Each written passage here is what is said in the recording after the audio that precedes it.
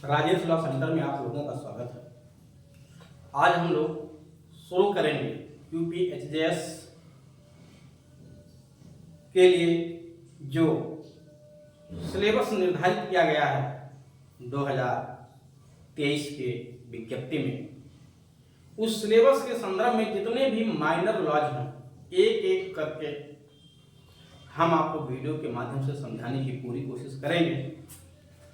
उसी क्रम में आज सबसे पहला सब्जेक्ट की शुरुआत करने जा रहा हूं, वो है स्त्री का शिष्ट रूपण प्रतिषेध अधिनियम 1986। स्त्री का शिष्ट रूपण प्रतिषेध अधिनियम 1986। अब एक बात मैं और बता दूं आप लोगों को कि जो सिलेबस यूपीएचजेएस का बनाया गया है 2023 के जरिए, इसको हल्के में मत लीजिएगा। इसको हल्के में मत लीजिएगा। एक याद करेंगे दूसरा भूल जाएगा। बहुत मेहनत से, बहुत शिद्दत से एक एक प्रोविजन को आपको पढ़ना पड़ेगा, क्योंकि ये एक समय पे पूरे 65 एक्ट आपको याद होना चाहिए। एक एक्ट नहीं, 65 एक्ट हैं टोटल, छोटे से बड़े लेकर के, जिसमें लैंग्वेज का पेपर नहीं है, यानी जीएस और जो लैंग्वेज आप करना है उसको बाहर में निकल जाए। केवल लॉ के जो पेपर हैं वो 65 एक्ट हैं टोटल, फर्स्ट, सेकंड और थर्ड पेपर को मिलाकर। और इन्हें याद कैसे किया जाए तीनों लॉ के पेपरों के सब्जेक्ट को, बहुत आसान ट्रिक है। मैं इसका एक दूसरा वीडियो लाकर आपको समझा दूंगा। इतना आसान ट्रिक है कि एक बार आप नजर फेरोगे याद हो जाएगा, कोई परेशानी नहीं। लेकिन इसको याद करने के लिए एक एक चीज बड़ी शिद्दत से पढ़ना है, और पढ़ने के साथ साथ राइटिंग भी करना है। यद्यपि हमारे यहाँ इसकी ऑनलाइन और ऑफलाइन दोनों क्लासें लगातार चल रही हैं। जिस किसी बच्चे को इसकी क्लास ज्वाइन करना है यूपीएचजेएस का लिए, वो इस दिए गए नंबर पे संपर्क करके अपनी सुविधा अनुसार क्लास ज्वाइन कर सकता है। इस टॉपिक पे जो ये एक्ट है, इसमें ज्यादा कुछ नहीं है, कुछ चीजें कॉमन है। हर एक्ट की कुछ चीजें कॉमन है, ठीक। जैसे ये क्या है कि स्त्री अशिष्ट रूपण प्रतिषेध अधिनियम, यहाँ प्रतिषेध नहीं लिखा हुआ है, लिख लीजिएगा प्रतिषेध अधिनियम, क्योंकि अगर प्रतिषेध नहीं होगा तो कोई मतलब नहीं, इसको करने के लिए तो कानून बनाया नहीं जाएगा, ठीक है। तो प्रतिषेध अधिनियम 1986, ये एक्ट कब का है? 86 का है। पूर्ण रूप से महिलाओं के लिए लिखा गया ये कानून है, और आपके यूपीएचजेएस के सिलेबस में महिलाओं से जुड़े हुए कई सारे कानून बने हुए हैं जिनको सिलेबस में रखा गया है। चाहे स्त्री अशिष्ट रूपण अधिनियम हो जाए, चाहे कार्यस्थल पे महिलाओं का लैंगिक उत्पीड़न एक्ट हो जाए 2013 का, चाहे घरेलू हिंसा निवारण अधिनियम हो, चाहे आपका दहेज प्रतिषेध अधिनियम हो, ये भी महिलाओं से जुड़ा हुआ है। तो ये तो ऐसे एक्ट हैं जो केवल महिलाओं से जुड़े हुए। तो स्त्री अशिष्ट रूपण अधिनियम 1986 में कुछ कॉमन बातें आपको ध्यान रखना। एक्ट नंबर 60 ध्यान रखिएगा, बहुत ज्यादा एक्ट नंबर है इसका, सीधे 60 नंबर है एक्ट नंबर। हो सकता है कहीं एग्जाम में आ जाए, इस नाते एक्ट नंबर जरूर याद रखिएगा। यानी ये 1986 में बनने वाला 60वां कानून था। इसके पहले 59 एक्ट इस साल बनाए जा चुके थे। 23 दिसंबर 1986 को राष्ट्रपति का साइन मिल जाता है इस पे, और 2 अक्टूबर 1987 को इसको लागू किया जाता है। यानी महात्मा गांधी जी की जयंती पे स्त्री अशिष्ट रूपण अधिनियम को लागू किया गया है। स्त्री अशिष्ट रूपण प्रतिषेध अधिनियम 1986 को महात्मा गांधी जी की जयंती पे लागू किया गया है। तो आपको एक एक्ट याद रखना है कि यूपीएचजेएस का सिलेबस एक ऐसा है जहां महात्मा गांधी जी के जन्म दिवस का उल्लेख मिलता है, वो है स्त्री अशिष्ट रूपण अधिनियम 1986। इस एक्ट में उनकी जयंती का उल्लेख मिलता है। 2 अक्टूबर से ये लागू है 1987, ठीक। टोटल धाराएं 10 हैं, कोई पार्ट नहीं, कोई चैप्टर नहीं, कोई शेड्यूल नहीं, केवल और केवल सेक्शन, वो भी मात्र 10 हैं। और इतने ही नहीं, डीपी एक्ट जब आपको बताएंगे हम, तो डीपी एक्ट में भी टोटल 10 ही धारा हैं, और वहां भी कोई चैप्टर नहीं है, कोई शेड्यूल नहीं है। तो 10 धारा वहां भी है, 10 धारा यहां भी है, ठीक। उसके बाद कुछ कॉमन चीजें क्या है? आपराधिक मौलिक विधि, यानी ये एक्ट क्या है? आपराधिक मौलिक विधि है, ध्यान दीजिएगा। ये क्रिमिनल सब्सटेंटिव लॉ है, फिर भविष्यलक्षी प्रभाव होगा, क्योंकि आर्टिकल 20 क्लास 1, ठीक है, अनुच्छेद 20 खंड 1 की बाध्यता है कि क्रिमिनल लॉ जितनी भी होंगी वो सब रेट्रोस्पेक्टिव इफेक्ट नहीं रख सकते हैं, प्रोस्पेक्टिव इफेक्ट ही उनका होगा, यानी भविष्यलक्षी प्रभाव से लागू होंगे। और समवर्ती सूची का विषय है, ये किस सूची का विषय है? समवर्ती सूची का विषय है, अर्थात इस पे पार्लियामेंट ने कानून बनाया है, राज्य सरकार चाहे तो अपनी सुविधा अनुसार इस पे संशोधन कर सकते हैं। विस्तार इसका कहाँ है? संपूर्ण भारत पे ये एक्ट लागू है, ध्यान दीजिएगा। वैसे कि जैसा कि आप सभी लोगों को पता है कि अनुच्छेद 370 को जब हटाया गया तो उसके हटाए जाने का जो प्रभाव था, जिससे जम्मू कश्मीर राज्य को विशेष राज्य का दर्जा मिला हुआ था, वो समाप्त हुआ और उसको हटाए जाने के लागू करने का जो डेट निर्धारित किया गया वो सरदार वल्लभ भाई पटेल के जन्म दिवस पे निर्धारित किया गया।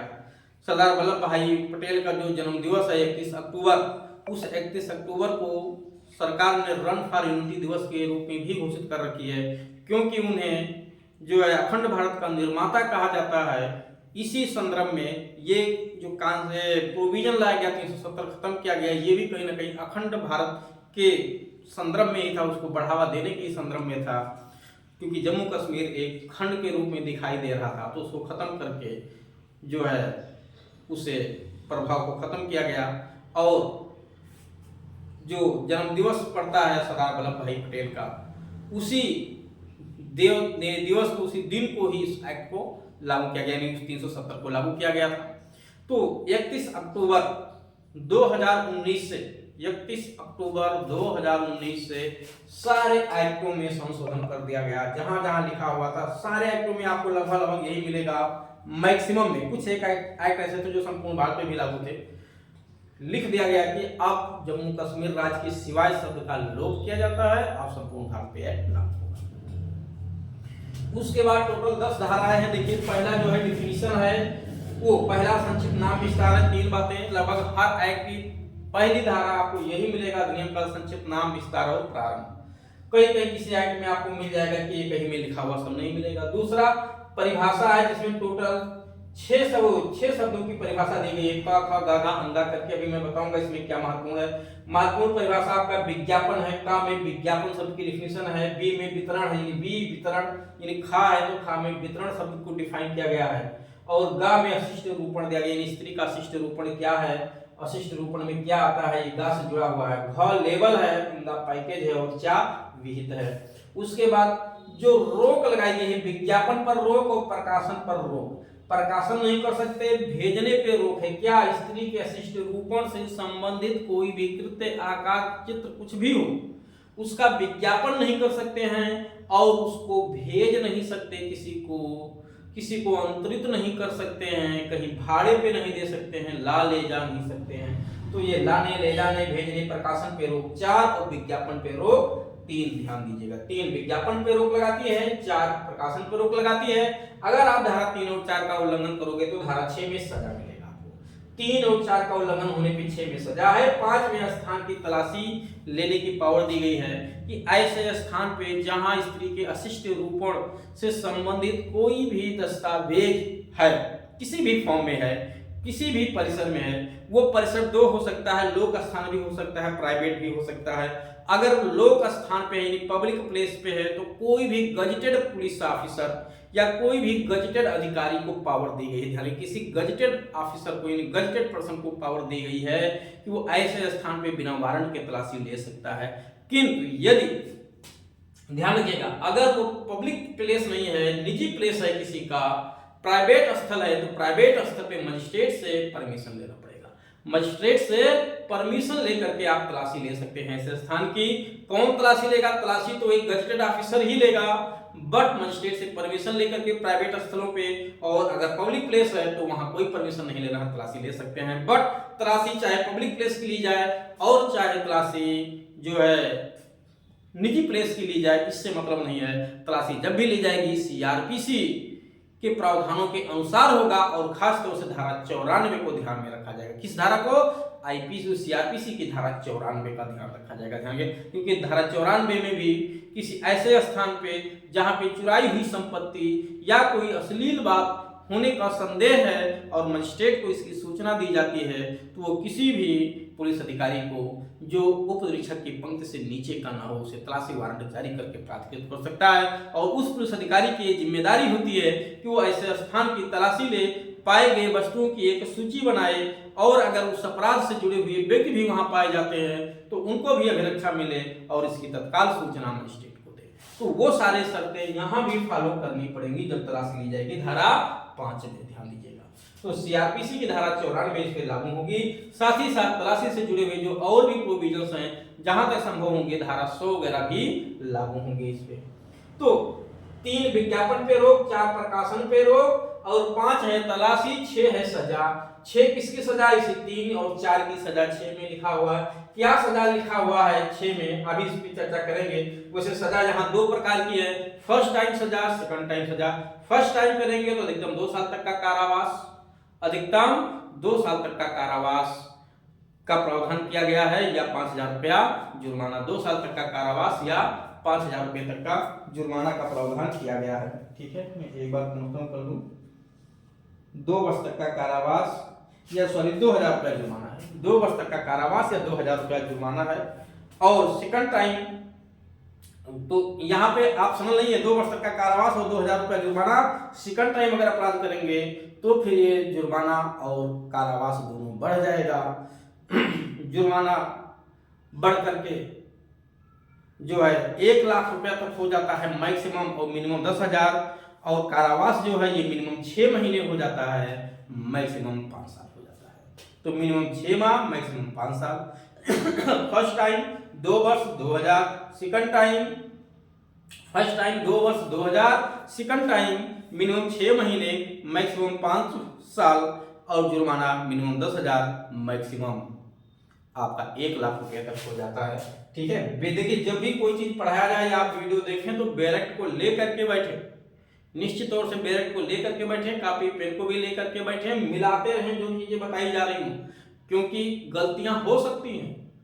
कोई ऐसा नहीं जिससे कोई ये कहे कि हमसे गलती नहीं हो, किसी से भी गलती हो सकती है। बोलने में कोई चीज मिस हो जाए या ना याद आए, कुछ गलत बोल जाए, तो आप मिलाते रहेंगे तो कम से कम आप गलती को सीखने से बच जाएंगे, आपको गलती नहीं होगा। तो दंड आपने देख लिया। कंपनी भी अपराध कर सकती है, ध्यान रखिए, कंपनी भी अपराध कर सकती है इस एक्ट का। अगर कंपनी इस एक्ट का अपराध करती है, यहाँ कंपनी में भागीदारी भी आती है, ध्यान रखिएगा, चाहे रजिस्टर्ड हो या अनरजिस्टर्ड, उससे मतलब नहीं है। इसके जो सदस्य हैं वो दायी होंगे जो उसमें इन्वॉल्व थे, चाहे मौन या प्रत्यक्ष रूप से, अप्रत्यक्ष रूप से जैसे भी इन्वॉल्व थे। हाँ, कोई ऐसा मेंबर है जिसका उसमें कोई इन्वॉल्वेंसी नहीं है, किसी तरह से उसमें इन्वॉल्व नहीं है, शामिल नहीं है, ना ही उसकी मौनपुलता है, ना सहमति है, तो वो बच जाएगा। कंपनी साथ में कंपनी द्वारा अपराध कैसे होगा? पूरा का पूरा इस एक्ट का अपराध संज्ञेय और आज जब वो जमानती है, अपराध कैसा है? संज्ञेय और जमानती। एफआईआर पूरा जो होगा बट जमानत मिल जाएगी, जमानत मिल जाएगी। हर जितने भी स्पेशल लॉज पढ़ रहे हैं सब में प्रक्रिया जरूर ध्यान रखना कि प्रक्रियाएं क्या बताई गई हैं। उसके बाद प्रोटेक्शन है, कुछ लोगों को प्रोटेक्शन दिया गया, चाहे वो केंद्र के हों या राज्य के कर्मचारी हों, इन लोगों को प्रोटेक्शन दिया गया। अगर सद्भाव में कोई कार्य करते हैं तो उन पर ऐसा कोई मुकदमा नहीं चलाया जाएगा। और नियम बनाने की शक्ति केंद्र सरकार को दिया गया है। यहाँ पे इस एक्ट के प्रयोजन के लिए रूल मेकिंग पावर जो है सेंट्रल गवर्नमेंट को दिया गया है। सेंट्रल गवर्नमेंट कानून बनाएगी, फिर उसको पार्लियामेंट के समक्ष रखेगी 30 दिन तक के लिए मैक्सिमम, और 30 दिन के भीतर अगर पार्लियामेंट उसे पास कर देती है तो वो नियम आगे प्रभावी हो जाएगा, नहीं पास करेगी तो इलैप्स हो जाएगा। अब प्रश्न यहाँ पे है कि विज्ञापन में क्या क्या चीजें शामिल हैं, विज्ञापन पे रोक, प्रकाशन पे रोक में क्या क्या चीजें आती है, दंड इधर तो मैंने आपको समझा दिया। जो विज्ञापन है, विज्ञापन में क्या क्या चीजें आती हैं, आप किसी भी तरह से विज्ञापन करते हैं, यहां तक कि धुआं या गैस के माध्यम से भी विज्ञापन करते हैं तो वो भी विज्ञापन में शामिल है। धुआं या गैस के माध्यम से कलरफुल बना करके लोग विज्ञापन करने की कोशिश करते हैं तो वो भी विज्ञापन में यहाँ पे शामिल है। आप उस तरह से भी विज्ञापन नहीं कर सकते हैं, या किसी तरह का कोई सूचना, ठीक है, स्टिकर, रैपर, ये सब नहीं लगा सकते हैं, क्योंकि वो भी विज्ञापन का ही तरीका। भाई सूचना देना, लिखवा देना, टैग लगा देना, कार्टून बना के विज्ञापन करना, इस तरह से कोई भी विज्ञापन आप नहीं कर सकते हैं। वितरण नहीं कर सकते हैं। अगर इस तरह का कोई भी स्त्री शिशु रूपण से जुड़ा हुआ कोई भी सामग्री आपके पास है तो उसका वितरण नहीं कर सकते। यहाँ तक नमूने के रूप में भी आप नहीं दे सकते हैं, नमूने के रूप में भी नहीं दे सकते हैं, फ्री में नहीं दे सकते, किसी भी तरह से नहीं दे सकते हैं, रोक है ये। ठीक है। तो बी में वितरण है, ध्यान रखना है, और सी में अशिष्ट रूपण है। अशिष्ट रूपण में आता क्या है? अशिष्ट रूपण को 3 पार्ट में डिवाइड किया गया है। कितने पार्ट में? 3 पार्ट में डिवाइड किया गया है। एक पहला है कि किसी स्त्री का आकृति, उसका रूप, उसका शरीर और अंग, 4 चीजें। स्त्री की आकृति, रूप, अंग और शरीर को इस तरह से प्रदर्शित करते हैं, कि वो 3 पार्ट में आपको देखना है। कितने पार्ट में? यानी किसी स्त्री का शरीर, आकृति, अंग या रूप को 3 में से किसी एक तरह से प्रभावित करते हैं, या 3 में से कोई एक प्रभाव पैदा करते हैं। 3 में से कोई एक प्रभाव पैदा करते हैं। क्या करते हैं? अशिष्ट रूप में प्रदर्शित करते हैं। पहला, या वो निंदनीय है। क्या है? निंदनीय है। या वो नैतिकता के आधार पर गलत है, विकृतता पैदा कर रहा, भ्रष्ट पैदा कर रहा, क्षति हो रही है, तो क्या माना जाएगा? अशिष्ट माना जाएगा। यानी किसी स्त्री के रूप को, उसके अंग को, उसके शरीर को, उसकी आकृति को कोई भी व्यक्ति इस तरह से प्रदर्शित नहीं कर सकता कि उससे नैतिकता यानी मोरलिटी को क्षति हो रही हो, विकृत हो रहा हो, भ्रष्ट हो रहा हो, या वो अवांछनीय हो, अशिष्ट हो, कलंकात्मक हो, इस तरह से आप प्रदर्शित नहीं कर सकते। तो ये अशिष्ट रूपण में आता है। लेबल में क्या आएगा? लेबल में रैपर, कहीं स्टिकर, टेप लगा देना, ये सब लेबल चिपकाना है। इसमें मुद्रांकित है तो भी लेबल है, साइन है तो भी लेबल, पर इस तरह से मुद्रित भी नहीं कर सकते हैं आप लेबल। पैकेज में क्या क्या करना? पैकेज कहाँ पे लगाओ? तो पैकेज चाहे टीन का पैकेज हो, गत्ते का पैकेज हो, किसी भी चीज का पैकेज किया गया है तो पैकेज में शामिल है। विहित नियमों द्वारा विहित है, जैसा कि विहित किया जाए। अब विज्ञापन पे रोक है, धारा 3, विज्ञापन नहीं कर सकते। विज्ञापन क्या है? में डिफिनेशन दी गई है। और प्रकाशन या भेजने पे रोक है। इसी में एक चीज और महत्वपूर्ण है, धारा 4। ये धारा 4 पूर्णतया आईपीसी की धारा 292 पे निर्भर है, ध्यान रखिएगा। आईपीसी की धारा 292, जिसको हिकलम का सिद्धांत कहते हैं, जो आर्टिकल 19 पे आधारित है, ध्यान रखिएगा। आर्टिकल 19 पर आधारित, अनुच्छेद 19 से जुड़ा हुआ हिकलम का सिद्धांत है, जो धारा 292 आईपीसी से संबंधित है, और वही बात इस एक्ट में उतारी गई है पूर्ण रूप से। प्रकाशन या भेजने पर इस तरह की शामिल अशिष्ट रूपण क्या होगा? ये तो आपने समझ लिया कि स्त्री के रूप का, अंग का, शरीर का, आकृति का कोई अशिष्ट प्रदर्शन करना, या ऐसा पैदा करना जिससे अनैतिकता को बढ़ावा मिल रहा हो, भ्रष्ट हो रहा हो, क्षति हो रही हो लोक नैतिकता हमारी, या वो कलंकात्मक बातें हों, ठीक। मतलब कुल मिलाकर उससे शरीर का प्रदर्शन आप नहीं कर सकते, नग्न प्रदर्शन करने पे सीधे सीधे रोक है, ठीक। लेकिन कैसे? ना तो उसको किसी दस्तावेज में, कॉपी में, किताब में, पुस्तक में, ठीक है, किसी इलेक्ट्रॉनिक फॉर्म में, या कार्टून बना करके, रेखाचित्र बना करके, चार्ट बना करके, किसी भी रूप में रोक लगाया जा रहा है। और इसके 3 अपवाद हैं। तो कि कब इसका प्रकाशन किया जा सकता है? तो ज्ञान के प्रयोजन, जहां लोकहित में ऐसा करना आवश्यक हो, लोकहित में, या ज्ञान के प्रयोजन के लिए, या धार्मिक प्रयोजन के लिए, या लोकहित, ज्ञान, धर्म के प्रयोजन के लिए, या जो हमारी पुरानी संस्मारकें हैं उन पे जो कलाकृतियां बनी हैं उस प्रयोजन के लिए, या खेल मनोरंजन के प्रयोजन के लिए। आप मोटा मोटा कह सकते हो ज्ञान, धर्म, मनोरंजन। ज्ञान, धर्म, मनोरंजन के प्रयोजन के लिए स्त्रियों का अशिष्ट रूपण अगर हो भी रहा है तो वो अपवाद है, वो अपराध नहीं है, यहाँ बढ़ावा दिया गया। मनोरंजन के लिए यानी फिल्मी दुनिया में छूट, ठीक। दूसरा, ज्ञान के प्रयोजन के लिए लोकहित में विज्ञापन वगैरह प्रकाशित किया जा रहा है लोकहित में। और दूसरा, धर्म से जुड़ा हुआ है, जैसे खजुराहो का मंदिर, दक्षिण भारत के मंदिर, रथ वगैरह पे जो है मुद्रित किया गया, ये सब क्या है? इनको छूट दिया गया है, ये अपराध की श्रेणी में नहीं आते हैं। तो उम्मीद है कि ये एक्ट आप लोगों को समझ में आया होगा। इसी क्रम में मैं दूसरे एक्ट को भी लेकर के आऊंगा, आपको संक्षेप में इसी तरह से समझाऊंगा। लेकिन उम्मीद है कि आप लोगों को ये बात समझ में जरूर आई होगी। इसको नोट कर लीजिएगा, नोट्स बना लीजिएगा एक एक धारा को। इसमें जो महत्वपूर्ण धाराएं हैं वो विज्ञापन, अशिष्ट रूपण, वितरण, ये तीन इधर परिभाषा महत्वपूर्ण है। विज्ञापन पे रोक, प्रकाशन पे रोक, ये महत्वपूर्ण है। तलाशी और सजा, ये महत्वपूर्ण है। ये प्रक्रिया आपसे पूछी जा सकती है। सबसे ज्यादा महत्वपूर्ण तो यही है कि स्त्री के अशिष्ट रूपण के अंतर्गत क्या क्या चीजें आती हैं, ये सबसे महत्वपूर्ण है। उसको रोकने के लिए क्या प्रावधान एक्ट में किया गया है या उससे संबंधित क्या प्रक्रिया बताई